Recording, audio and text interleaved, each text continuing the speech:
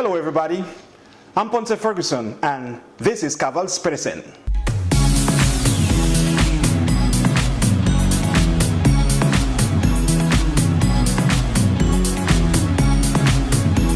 In the past 8 years, President Barack Obama has given several speeches in different settings and for various reasons, from the political, vying for a senatorial seat, to the presidential race. And for a great many times during his presidency, he has given speeches at funeral and memorial services for fallen police officers and for victims of natural disasters. President Obama can be categorized as the president who gave the most memorial service speeches in modern history. On Tuesday, July 12, once again, he put on his helmet of messenger of hope to address the country with regard to the police officers who were murdered by a sniper.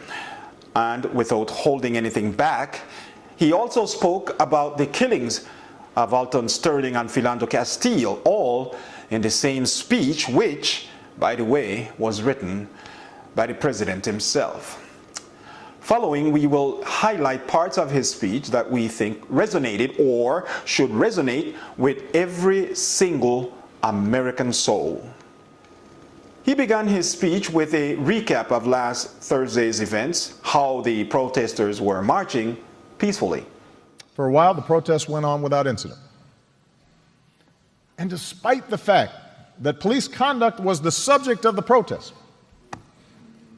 despite the fact that there must have been signs or slogans or chants with which they profoundly disagreed, these men and this department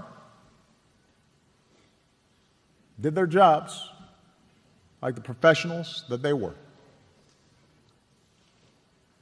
In fact, the police had been part of the protest planning. Dallas PD even posted photos on their Twitter feeds of their own officers standing among the protesters. Two officers, black and white, smiled next to a man with a sign that read, "No justice, no peace."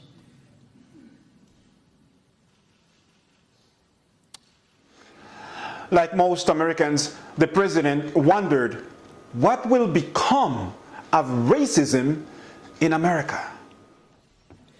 And although we know that such divisions are not new, though they've surely been worse in even the recent past, that offers us little comfort. Faced with this violence, we wonder if the divides of race in America can ever be bridged.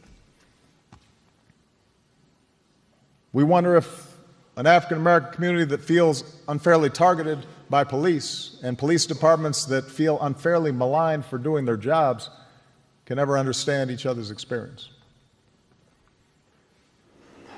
Obama continued praising Americans, proclaiming that we are not as divided as we truly think we are, and at one point saying that he is not naive as to all that is happening in our country.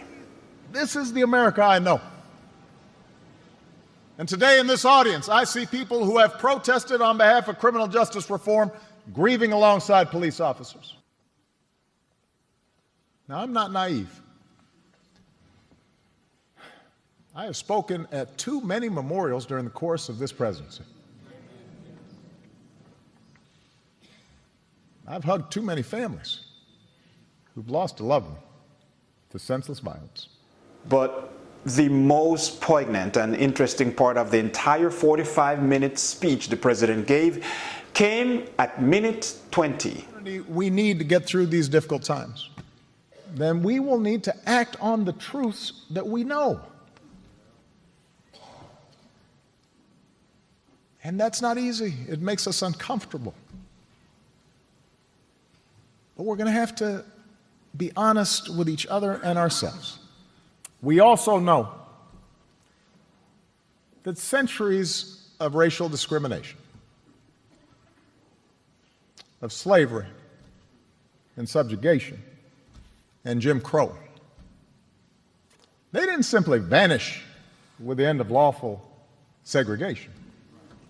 They didn't just stop when Dr. King made a speech or the Voting Rights Act and the Civil Rights Act were signed. But America, we know that bias remains. We know it. Whether you are black or white or Hispanic or Asian or Native American or of Middle Eastern descent, we have all seen this bigotry in our own lives at some point. We've heard it at times in our own homes. If we're honest, perhaps we've heard prejudice in our own heads and felt it in our own hearts. We know that. And in all the speeches I've heard our president give, this has got to be the one that tops them all. He spoke without bias, unequivocally, without fear, and from the heart. I hope, let us hope, that every single one of us were paying attention. Well, that's it for now. On behalf of everyone here at Caval's Pressing, I'm Ponce Ferguson. Be good, be great. Good night.